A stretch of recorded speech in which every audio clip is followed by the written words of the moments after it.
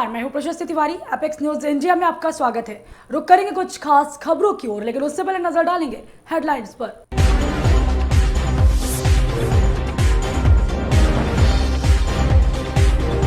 पर्यावरण मंत्री गोपाल राय ने केंद्रीय मंत्री भूपेंद्र यादव को लिखा पत्र, कहा ऐसे वाहनों पर लगाया जाए बैन।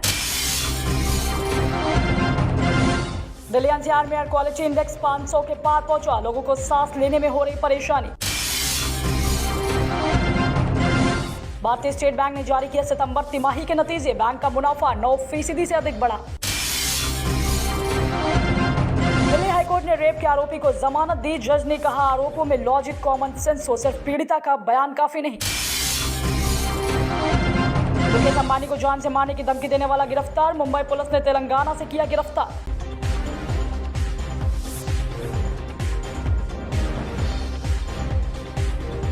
रुक करेंगे कुछ खास खबरों की ओर। छत्तीसगढ़ विधानसभा चुनाव के मद्देनजर प्रधानमंत्री नरेंद्र मोदी का आज दुर्ग का दौरा है। इस दौरान वह दुर्ग में जनसभा भी करने पहुंचे। बता दें कि भाजपा नेताओं ने एयरपोर्ट पर पीएम मोदी का सम्मान पूर्वक स्वागत किया और फिर वह रायपुर से दुर्ग के लिए रवाना हो गए। यहां पर वह पंडित रविशंकर शुक्ल स्टेडियम में चुनावी सभा को संबोधित कर रहे हैं। दुर्ग में पीएम नरेंद्र मोदी ने कहा है कि बीजेपी का ट्रैक रिकॉर्ड है कि हम जो कहते हैं वो करते। छत्तीसगढ़ बीजेपी ने बनाया था और मैं आपको गारंटी देता हूं कि बीजेपी छत्तीसगढ़ बनाएगी, लेकिन कांग्रेस पार्टी का झूठ का पुलिंदा है। बीजेपी के संकल्प पत्र के सामने खड़ी हूं। कांग्रेस पार्टी की प्राथमिकता भ्रष्टाचार के जरिए अपने खजाना भरना है।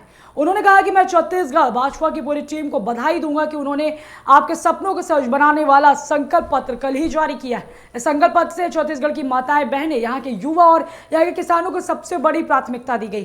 पीएम मोदी ने महादेव ऑनलाइन बैठक ऐप का जिक्र करते हुए राज्य सरकार का घेराव किया। उन्होंने कहा कि छत्तीसगढ़ की कांग्रेस सरकार ने तो महादेव के नाम को भी नहीं छोड़ा। 2 दिन पहले ही रायपुर में बहुत बड़ी कार्रवाई हुई है, तो वही रुपयों का बहुत बड़ा ढेर मिला है। लोग कह रहे हैं कि पैसे सट्टेबाजों का है, जुए का खेल खेलने वालों का है, जो उन्होंने छत्तीसगढ़ के गरीबों और नौजवानों को लूट कर जमा किया है। लूट के इसी पैसे से कांग्रेस के नेता अपना घर भर रहे हैं। छत्तीसगढ़ की कांग्रेस सरकार आपको लूटने का कोई मौका नहीं छोड़ रही। इन्होंने तो महादेव के नाम को भी नहीं छोड़ा है।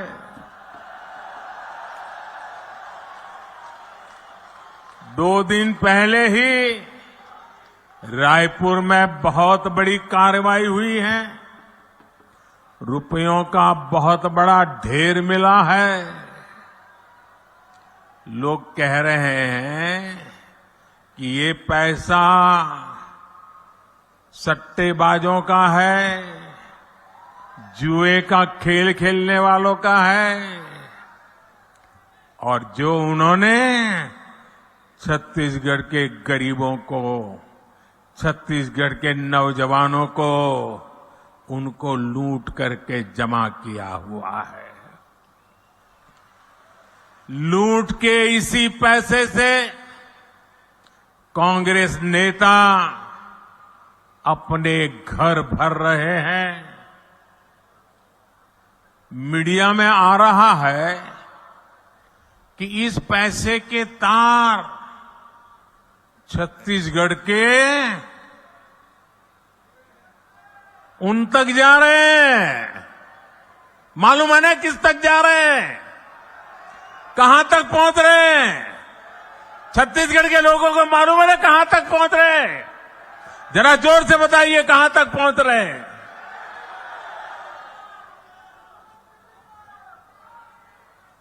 यहां की कांग्रेस पार्टी ने, यहां की सरकार ने, यहां के मुख्यमंत्री ने छत्तीसगढ़ की जनता को बताना चाहिए कि दुबई में बैठे इस घोटाले के आरोपियों के साथ उनके क्या संबंध है। जानना चाहिए नहीं जानना चाहिए भाई? जानना चाहिए नहीं जानना चाहिए? कुछ तो होगा ना। आखिर क्यों ये पैसा पकड़े जाने के बाद यहां के मुख्यमंत्री बौखला गए हैं, मैदान में उतर आए हैं? और मैंने तो सुना है कि नेता यहां के दबी जबान में हमारे यहां मैसेज पहुंचा रहे हैं। हम भी देख लेंगे, हम भी तुम्हारे यहां कहीं पैसे रखवा दे करके पुलिस भेज देंगे। ये धमकियां किसको दे रहे हो?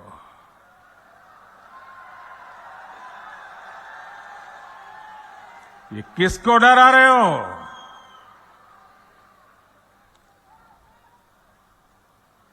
ये जनता है, सब कुछ जानती है।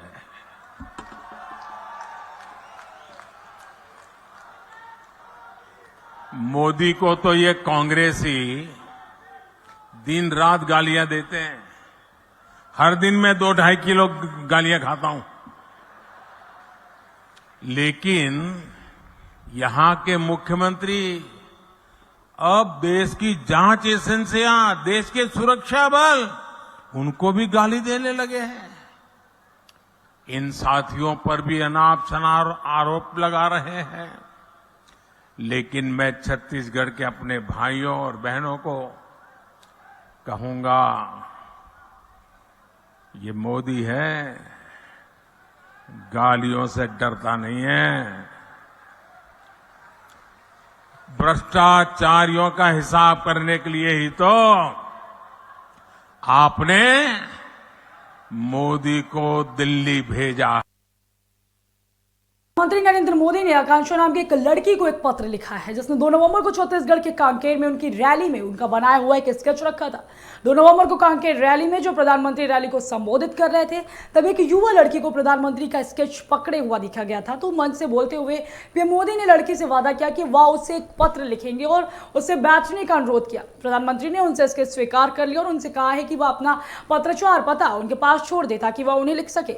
आपको बता दें कि प्रधानमंत्री मोदी ने अपने पत्र में छत्तीसगढ़ के कांकेर की आकांक्षा नाम की लड़की को धन्यवाद दिया। पीएम मोदी ने पत्र में लिखा कि प्रिय आकांक्षा, शुभकामनाएं और आशीर्वाद। कांकेर के कार्यक्रम में आप जो स्केच लेकर आई थी वह मुझ तक पहुंच गया। इस प्रेमपूर्ण अभिव्यक्ति के लिए बहुत बहुत धन्यवाद। पीएम ने आगे कहा कि आप बड़ी सफलता के साथ आगे बढ़े और अपनी सफलताओं से अपने परिवार, समाज और देश का नाम रोशन करें। उन्होंने कहा कि अगले 25 साल आप जैसी युवा बेटियों के लिए महत्वपूर्ण होने वाले। इन वर्षों में हमारी युवा पीढ़ी, खासकर आप जैसी बेटियां, अपने सपनों को पूरा करेंगी और देश के भविष्य के लिए एक नई दिशा प्रदान करेंगी। राजधानी दिल्ली में सांस लेना मुश्किल होता जा रहा है। दिवाली आने में अभी कुछ ही दिन बचे हैं, लेकिन अभी से जहरीली हवा के कारण लोगों का घरों से बाहर निकलना मुश्किल होने लगा है। तो वही दिल्ली एनसीआर में प्रदूषण अत्यंत गंभीर स्तर पर पहुंच चुका है। बीते दिन शुक्रवार को कई जगहों पर एयर क्वालिटी इंडेक्स 500 के पार चला गया। प्रदूषण को कंट्रोल करने के लिए दिल्ली में ग्राफ 3 लागू कर दिया गया है। दिल्ली में ग्राफ 3 लागू होने के बाद दिल्ली एनसीआर में पाबंदियां और ज्यादा बढ़ गई। इसके साथ दिल्ली के मुख्यमंत्री अरविंद केजरीवाल ने प्राइमरी तक के स्कूलों को 2 दिनों तक बंद रखने की घोषणा की। माना जा रहा है कि आने वाले दिनों में प्रदूषण का हाल ऐसा ही बना रहेगा। तो वहीं उत्तर पूर्वी दिल्ली के कई इलाकों में भी प्रदूषण का स्तर देखने को मिला। दिल्ली में प्रदूषण गंभीर स्थिति में पहुंच गया है। शुक्रवार को कई जगहों पर एयर क्वालिटी इंडेक्स 500 के पार कर गया। तो माना जा रहा था कि राजधानी में ग्राफ 4 लागू हो जाएगा, लेकिन ग्राफ 4 के लिए एक और दिन हालात देखने का फैसला लिया गया। मणिपुर में 3 मई से जारी हिंसा को अब 6 महीने होने को आए। आधिकारिक आंकड़ों के मुताबिक इन 6 महीनों में राज्य में 187 लोगों की मौत हुई। हालांकि सूत्रों का कहना है कि राज्य में 200 से ज्यादा लोगों की जानें गई हैं। 120 से ज्यादा शव आज भी सरकारी अस्पतालों के मुर्दा घरों में पड़े।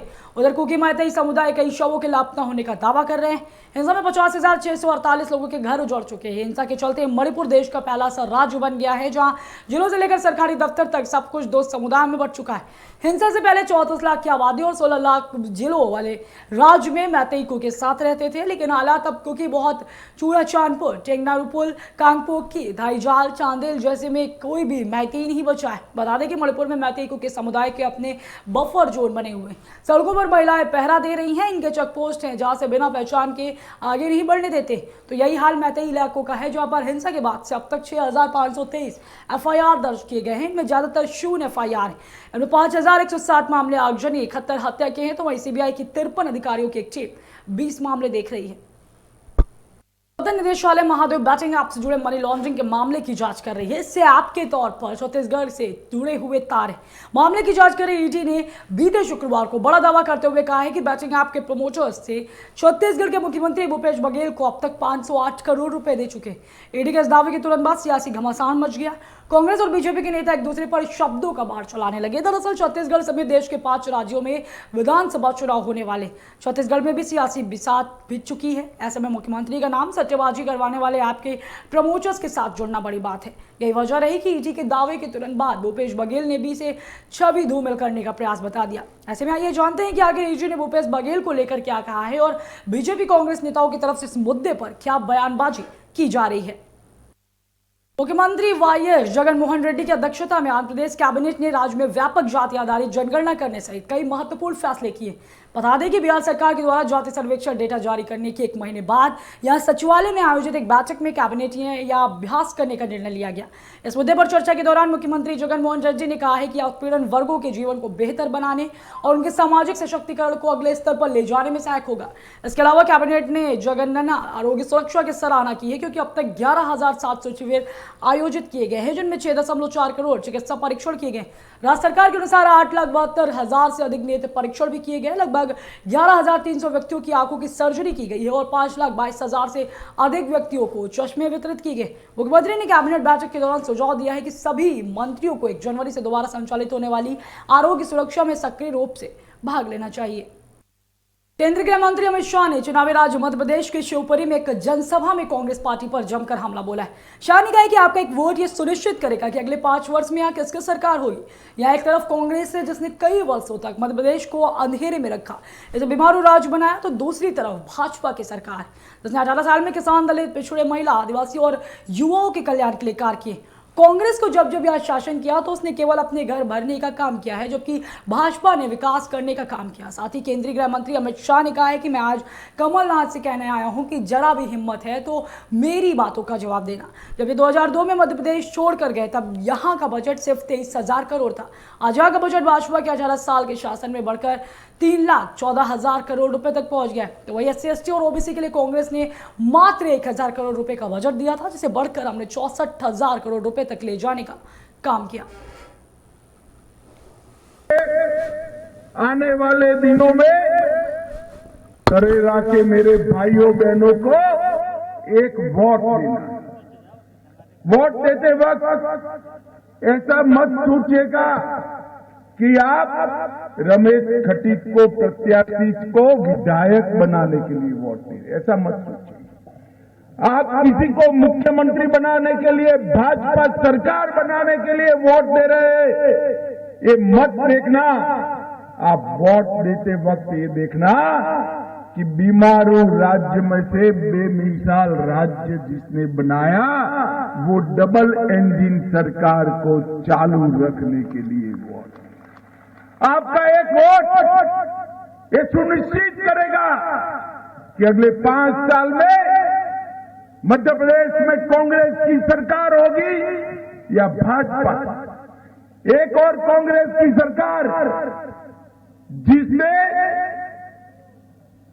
कई सालों तक अंधेरे में रखा मध्य प्रदेश को बीमारू राज्य बनाया, और दूसरी ओर भारतीय जनता पार्टी की सरकार जिसने 18 साल में किसान, दलित, पिछड़ा, आदिवासी, महिला, युवा हरेक के मुकेश अंबानी को धमकी देने के मामले में पुलिस ने 19 साल के एक लड़के को गिरफ्तार किया है। कारोबारी को भेजे गए धमकी भरे ईमेल के मामले में मुंबई पुलिस ने आरोपी को तेलंगाना से गिरफ्तार किया। बता दें कि आरोपी लड़के की पहचान गणेश रमेश वनपार्दी के रूप में हुई।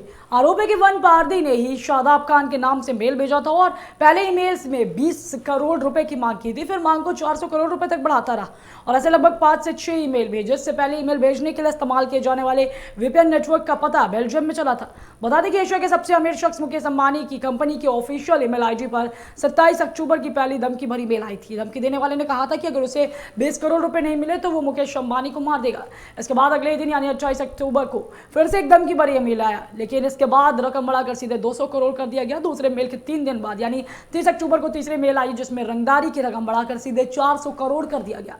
लगातार इस तरह के मामले सामने आने के बाद पुलिस की भी परेशानियों पर बल बढ़ गए। इसके साथ ही क्योंकि पहले भी उद्योगपति को ऐसी धमकी दी जा चुकी थी और वह मामला सुर्खियां बटोरता हुआ किसी और मोड़ पर चला गया था, तो वहीं पुलिस ने इस मामले का खुलासा करते हुए जांच में तेलंगाना से 19 साल के लड़के को गिरफ्तार किया है। ज्ञानवापी मामले में मस्जिद पक्ष की एक याचिका को सुप्रीम कोर्ट ने खारिज कर दिया है। मस्जिद पक्ष की ओर से सुप्रीम कोर्ट में ज्ञानवापी मामले को इलाहाबाद हाई कोर्ट के बजाय किसी अन्य हाई कोर्ट को सौंपने के लिए याचिका दी गई थी, जिसे सुप्रीम कोर्ट ने खारिज कर दिया है। ज्ञानवापी मामले की 2021 से सुनवाई कर रही एकल न्यायाधीश पीठ से वापस लेने के हाई कोर्ट के मुख्य न्यायाधीश के प्रशासनिक फैसले को सुप्रीम कोर्ट में अंजुमन इंतजामिया मस्जिद कमेटी की तरफ से चुनौती दी गई थी। एकल न्यायाधीश पीठ उस याचिका पर सुनवाई कर रही थी, जिसमें वाराणसी में ज्ञानवापी मस्जिद वाली जगह पर एक मंदिर को खोलने की मांग करने वाले मुकदमे की स्थिरता को चुनौती दी गई थी। तो वही मुख्य न्यायाधीश डीवाई चंद्रचूड़, न्यायमूर्ति जेबी पारदीवाला और न्यायमूर्ति मनोज मिश्रा की पीठ ने मस्जिद समिति की प्रतिनिधित्व करने वाले वरिष्ठ वकील हुजैफा अहमदी की दलीलें सुनने के बाद याचिका खारिज कर दी। पीठ ने कहा कि हमें हाईकोर्ट के मुख्य न्यायाधीश के आदेश में हस्तक्षेप नहीं करना चाहिए। हाईकोर्टों में एक बहुत ही मानक प्रथा है, यह हाईकोर्ट के मुख्य न्यायाधीश के दायरे में आना चाहिए। हमारे साथ बने रहने के लिए देखते रहें एपेक्स न्यूज इंडिया।